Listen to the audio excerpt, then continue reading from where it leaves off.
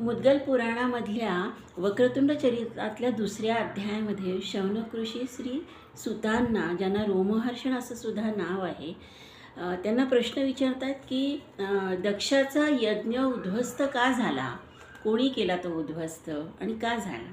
त्यावरती सुतमुनी दक्षाची कहाणी सांगतात.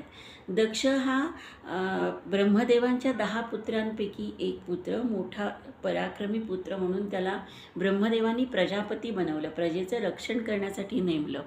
आणि जेव्हा त्यांना राज्य मिळालं तेव्हा दक्ष एकदम गर्विष्ठ बनला, उन्मत्त झाला आणि सगळे देवदेवता ऋषी मुनी त्याच्या दर्शनाला येऊ लागले. त्यांच्या दर्शनाला दक्षही जाऊ लागला. एकदा शंकराच्या दर्शनाला देवदेवता गेलेले असताना सगळ्यांनी शंकर भगवानांना, शिवशंभूंना नमस्कार केला आणि दक्षही गेला, पण त्यांनी नमस्कारही नाही केला. आणि शंकर हा दक्षांचा जावई होता म्हणून शंकर भगवानांनी त्यांच्याकडे दुर्लक्ष केलं. त्यांचं शाब्दिक मात्र कुठलाही अपमान त्यांनी केला नाही, पण त्यांच्या वर्तणुकीतून नाराजी जेव्हा त्यांना दिसून आली त्यावेळेला दक्षाला प्रचंड राग आला आणि दक्ष शिवजींबद्दल अध्या बोलायला लागला. सगळ्या देवांना सांगायला लागला की ह्याच्या दर्शनाला तुम्ही येऊ नका, हा काय गळ्यात मुंडकी घालून येणारा रानटी देव आहे,